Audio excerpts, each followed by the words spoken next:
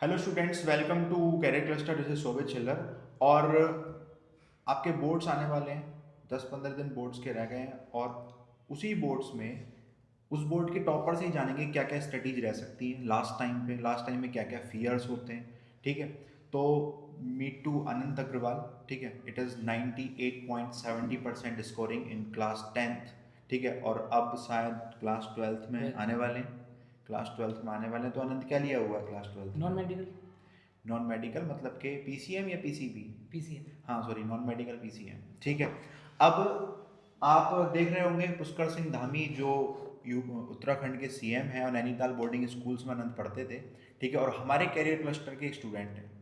ठीक है, आज भी स्टूडेंट हैं और क्लास 10th में भी स्टूडेंट थे और कहें तो पहले स्टूडेंट थे अनंत। ठीक है, अब अनंत से ही जानेंगे कि अनंत ने जो 98.70% की स्कोरिंग की है। ठीक है, और मैं अनंत से आज 5 स्ट्रेटजीज पर बात करने वाला हूँ कि क्या वो 5 स्ट्रेटजीज हैं, क्या वो लास्ट के फियर हैं जो बच्चे में होने चाहिए और होते हैं। मतलब आप सब में भी हैं, आप भी मेरे पास ऑफलाइन स्टूडेंट्स के बच्चे हैं, तो क्या क्या वो फियर हैं जो बच्चे में हैं और उन्हें ओवरकम हम कर सकते हैं। तो अनंत, आप अपनी कोई भी, ठीक है, जैसे कि आप मुझसे भी डिस्कस कर रहे थे इंटरव्यू शूट होने से पहले कि भैया मेरे पास 5 स्ट्रेटजीज हैं। ठीक है, उन 5 स्ट्रेटजीज के बारे में बच्चों को हमारे डिस्कस करो। और पहली बात तो आप मुझे एक फियर के बारे में बताओ कि इस टाइम पे बच्चों को क्या फियर होगा जो आपके अंदर भी रहा होगा उस टाइम पे। मतलब 10th क्लास जो होता है हमारा पहला बोर्ड होता है, लाइफ का हमारा पहला बोर्ड, तो थोड़ी एक्साइटमेंट तो होती है जैसे। लेकिन जैसे बोर्ड के पेपर आने वाले होते हैं तो 2 दिन पहले, मतलब ज़्यादा पहले भी नहीं, 2 दिन पहले ना एक डर सा बैठ जाता है बोर्ड्स के पेपर से पहले। अब लाइफ के अच्छा। पहले पेपर है तो नॉर्मल है ये बात तो। हाँ, ये लाइफ का पहला बोर्ड होता है बच्चों का, पहली बार ऐसे हम सेनापति की तरह जा रहे होते हैं। ठीक है, तो ऑब्वियसली बात है कुछ फियर और कुछ हेजिटेशन होती हैं। तो अच्छा, हाँ, वो हेजिटेशन जो होती हैं तो उसे हम कैसे ओवरकम कर सकते हैं? भैया ओवरकम मतलब उसमें मतलब बढ़िया हो वो। फियर एक टाइप से हमारा बूस्ट का काम करता है। ओवरकम तो मतलब बात की बात है, लेकिन बूस्ट की तरह भी काम करता मतलब है। कि आनंद का कहने का मतलब है कि अगर हम उस फियर को एज अ बूस्टर लें, ठीक है, एज अ मोटिवेशन लें, ठीक है, कि नहीं यार ये नहीं पढ़ा तो ये पढ़ लो।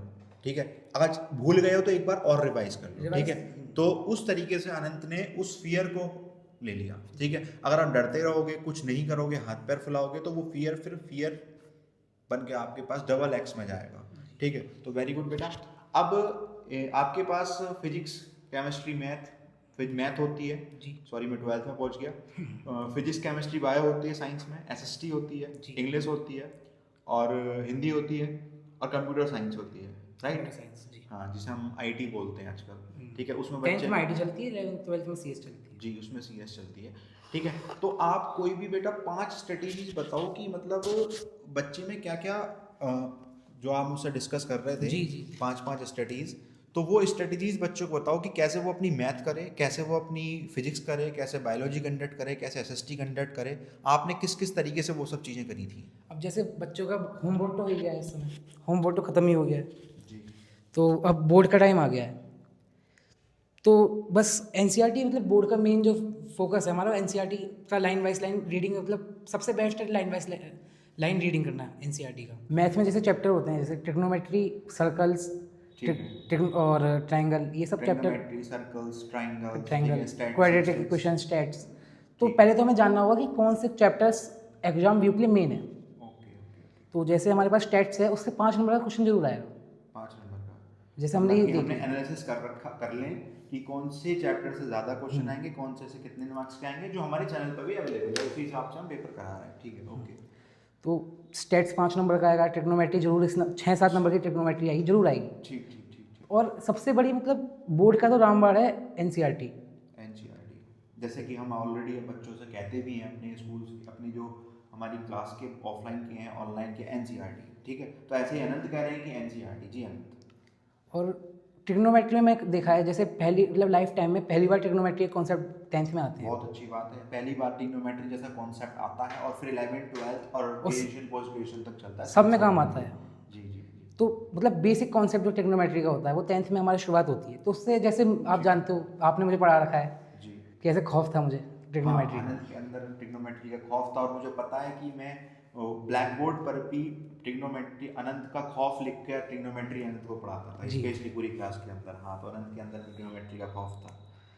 तो बस आपने जो 1 महीने उसके कॉन्सेप्ट मेरे क्लियर कर रहे हैं पूरे, 1 महीने में आपने मैथ के मैं कह रहा हूँ ट्रिग्नोमेट्री जितने भी कॉन्सेप्ट आपने पढ़ाए हैं क्लियर करे हैं। लास्ट टाइम में बोर्ड में मेरे मतलब वही काम आए, तो मेन कॉन्सेप्ट। मेन कॉन्सेप्ट जो क्लियर करे हैं। Thank you very much. और ट्रिग्नोमेट्री तो जैसे ये जो आपने नोट्स सैम्पल पेपर प्रोवाइड कराए थे लास्ट टाइम में, बस मैंने लास्ट पेपर के 2 दिन पहले हमारे असल में क्या होता है ना, हमारे इलेक्शन पड़ गए थे पेपर से पहले। अच्छा अच्छा अच्छा। तो हमारे जो पेपर थे वो बहुत कम टाइम में निपटाने की कोशिश करी थी। ठीक है। 2-2 दिन के गैप थे हमारे मैथ के पेपर से पहले था, 2 दिन का गैप। ठीक ठीक। तो जो आपने उसमें सैम्पल पेपर दिए थे, ध्यान हो आपको? हाँ, मैं लास्ट में सैंपल पर देता हूँ जो आजकल मैं यूट्यूब पे भी करा हाँ, हूँ, अब ऐसे YouTube पे क्वेश्चन, करा रहे रिसर्च क्वेश्चन। ठीक। तो वो जो सैम्पल पेपर थे मैंने वही लगाए बस, उसमें बोर्ड से 2 दिन पहले ना वो लगाए, और एक एनसीईआरटी की मतलब मैंने मेन क्वेश्चन जो होते हैं जो पता चलता है कि मेन क्वेश्चन है वो लगाए। हाँ, और वही चीज़ जो मैं आपको बताता रहता हूँ बच्चों कि रिसर्च पेपर लास्ट टाइम पे हमने आपको रिसर्च पेपर हम आजकल करा भी रहे हैं, जैसे कि अभी लीनियर इक्वेशन 2 वेरिएबल की लाइव चल रही है। ठीक है, वो क्या है कि अगर आपको फियर भी है तो बस उसमें आंख बंद करके ना, वो रिसर्च है पूरे, एनसीईआरटी भी है उसमें, प्रीवियस ईयर भी है, उन्हें कर जाओ। ठीक है, बस बोले फियर भी है, ठीक है, हम उस फियर के साथ ही जा रहे हैं, हमने वो पेपर अच्छी तरह से कर लिए है। ठीक है, तो वो चीज़ आपको बहुत अच्छी तरह से बूस्ट करेगी, आपको फियर को ओवरकम करेगी, जैसे कि अनंत के साथ भी उसने किया था। हाँ जी जी, तो मैथ्स का हो गया। मैथ। अब आप दूसरी चीज़ साइंस की बताएं या एसएसटी की बताएं। साइंस की लेते हैं पहले। ठीक ठीक साइंस में ठीक। जैसे हमारे 3 उस हिस्से में बांट देते हैं, फिजिक्स, केमिस्ट्री, मैथ, क्योंकि फिजिक्स सबके केमिस्ट्री कॉन्सेप्ट अलग में। अलग हैं। हाँ बिल्कुल। तो पहले बायो को लेते हैं। तो बायो तो जैसे जैसे मैंने देखा है कि जो कोचिंग इंस्टीट्यूट होते हैं उसमें जो नॉन मेडिकल के फील्ड में टीचर्स होते हैं, या हाँ, मतलब मतलब जो मैथ्स और फिजिक्स वगैरह पढ़ाने हाँ वाले मैथ टीचर्स फिजिक्स होते और हैं। पढ़ाने वाले जी जी टीचर जी होते जी हैं। जी। अब वो बायो को साइड आउट कर देते हैं, वो बायो के कॉन्सेप्ट नहीं बताते, उनसे पूछो कि बायो के कॉन्सेप्ट बता दो, तो मतलब उनका सब्जेक्ट ही नहीं है तो बताएंगे कैसे, बात ये है। अच्छा, जैसे कि हमारी ऑफलाइन जो सिटी है, सिटी का नाम तो नहीं लेंगे हम, उसमें भी यही चीज़ें दिक्कत हैं जो बच्चों ने महसूस की ऑफलाइन वाले बच्चों ने। ठीक है, कि जो मैं नॉर्मली नॉन मेडिकल वाले जो टीचर्स होते हैं 10th लेवल तक, वो बायो को इतनी अच्छी तरह से अंडरस्टैंड नहीं कर पाते। ठीक जी है, ये आप कहना चाह रहे हो। जी। ठीक है। लेकिन जो आपने बायो के मतलब आपने ध्यान हो आपको, तो आपने एक मुझे बायो के आपने वो बताए थे कि क्वेश्चन लिखने का तरीका, क्वेश्चन आंसर्स को लिखने डॉज का करने का तरीका, तरीका। मतलब कि आपने कॉन्सेप्ट बायो के अच्छी तरह से सीखे। और बेसिकली एक बात मैं भी फिर से बोलता हूँ, bio is not a subject to जी रटना। ठीक है, रटने का सब्जेक्ट नहीं है बायो। बायो आपकी ज़िंदगी से जुड़ा हुआ सब्जेक्ट है। जी आप बायो भी ले सकते हो, हालांकि आपने मैथ ली है, पर कोई बच्चा बायो भी ले सकता है 11 जी 12 पर। ठीक है, तो बायो रटने वाला सब्जेक्ट नहीं है, बायो हमसे जुड़ा हुआ है। हम सांस ले रहे हैं बायो की वजह से ले रहे हैं। ठीक है, हमारा दिल बुद बुद कर रहा है तो उसमें बायो और फिजिक्स लग रही थोड़ी सी, राइट। ठीक है, तो हमारी जो पूरी बॉडी है वो फिजिक्स केमिस्ट्री बायो है, तो हम बायो को हम एज अ साइड सब्जेक्ट नहीं ले सकते। हालांकि क्लास 10 तक की बायो बच्चे के पास होनी चाहिए, क्योंकि वो उसकी बेसिक नॉलेज है अबाउट हिज और अबाउट हर बॉडी। ठीक है, तो उसकी हेल्थ के अकॉर्डिंग। ठीक, ओके। मतलब बायो और रटने का कॉन्सेप्ट एकदम अलग है, मतलब रटने का हाँ, उसमें कॉन्सेप्ट आता ही नहीं है बायो। ये तो है, रटना बायो के लिए गवारा नहीं होता। और आप कह रहे हो कि जी, ज़्यादातर जैसा कि बायो को रटने के लिए छोड़ देते हैं। ठीक है, वैसा आपके साथ नहीं हुआ। मैं आपको बताऊँ एक एग्जांपल दूँ। मेरा एक फ्रेंड है, उसने बायो लिया 11th में। जी जी जी जी। उसका जो पहले आपके यूटी कहते हैं जैसे पहले, हाँ, पहला यूटी जो बोलते हैं तो मैथ के अंदर। उसमें उसने बायो के जो उसकी जो फेल हो गया वो 10th में, उसका स्कोर बहुत बढ़िया है बायो में। अच्छा अच्छा अच्छा। लेकिन वो 11th के मतलब फर्स्ट ईयर के आपके बायो के फर्स्ट ईयर पहले के उसमें फेल यूटीज हो में गया। वो फेल हो गया, ओके। मैंने उससे पूछा कि क्या बात है, ऐसा क्यों फेल हुआ? हम्म। तो उसने असल में बायो पे इतना ध्यान नहीं दिया, उसने कहा रटने का सब्जेक्ट है, रट लिया। अच्छा, उसने रटा पेपर से तो एक इस पहले वजह से उस टाइम पे उसके 10th में एक नंबर अच्छे आ गए। फिर ठीक, अब मैं फिर भी बोल रहा हूँ अल्टरनेट है, इसे बायो नहीं वो रट लो अगर रटना है अब तो तो 11th जिसे बायो लेनी जी है। ठीक है, तो वो समझ के पढ़े समझ के अच्छी पढ़े। तरह से। 10th में यही काम आया बस, जो आप जिस तरीके से आपने ओके स्ट्रेटेजी बताई थी कि ओके 11th। भाई, थैंक यू वेरी मच। और मतलब अब उसके पेपर बढ़िया चल रहे हैं, क्योंकि मतलब जिस तरीके से वो स्ट्रेटेजी अब यूज़ कर रहा है, आपकी बताई हुई स्ट्रेटेजी बताई और कुछ नहीं किया, आपकी बताई हुई स्ट्रेटेजी से बताई। कि और आप बायो को रटो मत, बायो को रटो समझो, मत, समझो और बायो को कॉन्सेप्ट अपने ऊपर लेके जी। समझो। ठीक है। तब उसके बढ़िया पेपर जा रहे हैं। अच्छा अच्छा अच्छा। अब वो जैसे बायो हम, पे भी काम दे रहा है। अब बायो का तो खैर अब ये यही था अच्छा, बायो का। फिजिक्स और केमिस्ट्री का क्या है? केमिस्ट्री का ये है कि केमिस्ट्री में मेन हमारे वो आते हैं, रिएक्शंस आती हैं, रिएक्शंस आते हैं। और वो रिएक्शंस लिख लिख के जितना देखेंगे। जितना आप रिएक्शंस लिखोगे, और मैं एक चीज़ और बच्चों जी के साथ ऐड आउट करने वाला हूँ कि जितनी आपकी अच्छी 9th स्ट्रॉन्ग है बेटा, तो आपको 10th की केमिस्ट्री में कोई दिक्कत नहीं आएगी। अगर आपसे फॉर्मूले लिखने आते हैं, आपको बैलेंस ही याद है, तो आपको इतनी दिक्कत नहीं आने वाली है उसमें। ठीक है, और फिजिक्स आपका तो मेन सब्जेक्ट स्पेशलिटी हाँ, फिजिक्स में मेरा है। तो मेन सब्जेक्ट फिजिक्स ही है। जी। मैं 11th-12th भी फिजिक्स पढ़ाता हूँ, तो फिजिक्स में तो कोई दिक्कत नहीं आई। अरे फिजिक्स में बस आप ये समझो, फिजिक्स मैंने केवल एक दिन रिवाइज की थी, बोर्ड से पहले भी क्या, बोर्ड से बहुत पहले। अच्छा अच्छा और अच्छा। मैंने बस बोर्ड का पेपर देने जा रहे थे, उसके 1 घंटे हमारा ना रिवीजन का टाइम मिलता था। तो उस टाइम पे 1 घंटे का टाइम होता है, उसके मैंने क्वेश्चन लगाए कौन से जो मुझे पता था कि ये क्वेश्चन इंपॉर्टेंट है, और इस रिलेटेड क्वेश्चन जरूर आएंगे, मतलब इससे अच्छा इंपॉर्टेंट क्वेश्चन अच्छा। जरूर आएंगे, इस वाले मतलब कॉन्सेप्ट जो से क्वेश्चन आपने आएंगे। इंपॉर्टेंट क्वेश्चन थे वो बस देखे, कॉन्सेप्ट आपको पहले से क्लियर कॉन्सेप्ट हो क्लियर थे गए। ओके भाई। कि इस कॉन्सेप्ट से क्वेश्चन जरूर आएंगे, तो ये लगा लिए, बस 1 घंटे में कोई काम किया था मैंने। और मैं जानता हूँ कि मेरे जो 100 नंबर का पेपर होता है, फिजिक्स केमिस्ट्री बायो तीनों, फिजिक्स में मेरा 1 नंबर भी नहीं कटा है। फिजिक्स में फिजिक्स में एक बहुत नंबर नहीं बढ़िया कटा। बेटा, और 12th में भी ऐसे ही होगा कि फिजिक्स में आपका जी। नंबर नहीं कटेगा। हालांकि 1-2 नंबर कट सकते हैं, प्योर सब्जेक्ट है, ठीक है, हो सकता है प्रैक्टिकल में आपको कम मिले, ठीक है, बट डोंट वेरी, आपका 12th में भी नहीं कटेगा, ठीक है। और एक अच्छा अनंत, एक बच्चों के अंदर एसएसटी का बहुत अच्छा खौफ है कि बोलो भैया एसएसटी में मार्क्स नहीं आ पा रहे हैं, हम पढ़े जा रहे हैं, मार्क्स आ नहीं पा रहे हैं, तो एसएसटी का कुछ बता सकते हो भाई? 98.70% है तो 2-3 नंबर ही आपके कम होंगे, एसएसटी में भी अच्छा एस स्कोर किया मैं होगा। बताता हूँ आपको, 4 सब्जेक्ट एस में 4 सब्जेक्ट में डिवाइड कर लेते हैं, economics, civics, economics, civics, history geography, and geography. History, geography. तो जैसा हम जानते हैं ज्योग्राफी, हमारे टोटल मैप आता है 5 नंबर का। ठीक है। हम ये भी जानते हैं कि 5 नंबर का वो मैप किससे आएगा, 2 नंबर का आपका आएगा उसमें से नेशनलिज्म में आएगा, और बाकी का आपके उस ज्योग्राफी से आएगा। तो जो आपको ध्यान हो, आपने मैप प्रोवाइड कराया था, मैप के मेन क्वेश्चंस जो थे वो आपने हाँ, प्रोवाइड मैंने कराया आपको मैथ एनालिसिस करवाया था, मुझे ध्यान है, ठीक है, अपनी इस बोर्ड पे लगवा था। कर। जी। ठीक, अच्छा, उसमें से आपको हेल्प मिली? हेल्प नहीं मिली सर, वही बस उसमें ही आना था, और कुछ नहीं था। अच्छा, जो भी हमने पार्ट्स वगैरह ये सब नोट बस। करवाए थे तुमने? जी। ठीक ठीक ठीक। और बाकी हुई हमारी हिस्ट्री। हिस्ट्री में डेट्स इंपॉर्टेंट, हिस्ट्री में डेट्स इंपॉर्टेंट है। डेट्स से ही सारे क्वेश्चंस आते हैं। ठीक।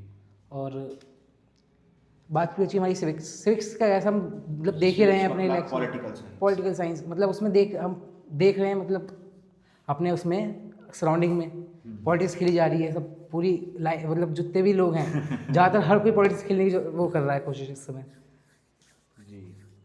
तो बस यही था सर, सिविक्स का कुछ है नहीं खैर ज़्यादा और बताने का। दूसरी चीज़ मैं बताऊँ आपको, आंसर राइटिंग लिखने का भी तरीका आना चाहिए कि किस तरीके से आप एसएसटी में आंसर राइटिंग कर रहे हो, ठीक है, किस तरीके से, जैसे कि मैंने भी अनंत को बताया था, ठीक है, कि जिस तरीके से आपने फ्लो चार्ट बनाकर आना है, ठीक है, किस तरीके से आपने वो पॉइंट्स में समझाना है, ठीक है, तो एसएसटी में ये सारी चीज़ें बहुत ज़्यादा इंपॉर्टेंट हो जाती है, ठीक है। और आज आप लोग मेरी और अनंत की, ठीक है, एक कंबाइंड स्ट्रेटेजी, कंबाइंड प्लानिंग आप लोगों के पास पहुंच रही है, ठीक है। तो एसएसटी में एक चीज़ और है, डाउट कर लेना बेटा, कि एसएसटी आपको रटनी नहीं है, एसएसटी भी समझनी है। समझ नहीं। Geography is a science, geography is not a subject to रटना, फिर से मैं कहूँगा, रटने वाला सब्जेक्ट नहीं है, ठीक है। ज्योग्राफी भी एक साइंस है, हम यहाँ बैठे हुए हैं, हमारी जो अर्थ है वो घूम रही है, वो भी एक साइंस है, ठीक है। हिस्ट्री हमारी पहले हो गई, सिविक्स मतलब पॉलिटिकल साइंस, जो हमने जिस लॉ के साथ यहाँ रहना है वो है, और इकोनॉमिक्स तो भैया इकोनॉमिक्स ही है, आपका 2 दिन पहले ही बजट आया और हर साल बजट आता है आपका, है ना, जी। तो इकोनॉमिक्स तो है ही इकोनॉमिक्स, तो बस आपको वो रटनी नहीं है, समझनी है अच्छी तरीके से, ठीक है। और आंसर राइटिंग लिखने का तरीका आपका आना चाहिए कि कैसे आप आंसर राइट करोगे, ठीक है। ओके बेटा, तो अपनी 3 स्ट्रेटेजीज हुई हैं अभी, ठीक है, बाकी 2 स्ट्रेटेजीज जो कि आप मुझसे डिस्कस कर रहे थे, ठीक। बाकी स्ट्रेटेजी सर, एक तो कंसिस्टेंसी बताऊँ आपको, जैसे हम दिन में 4 घंटे पढ़ते हैं। कंसिस्टेंसी बहुत अच्छी बात है बेटा, ये मैं हर बच्चे को बताता हूँ, कंसिस्टेंसी, ठीक है, कंसिस्टेंसी, तो कंसिस्टेंसी को थोड़ा सा एलेबोरेट कर दो इन बच्चों के सामने। जैसे दिन में 4 घंटे पढ़ा ठीक है। सर, इस समय क्या है, बच्चों के हाथ में मोबाइल है।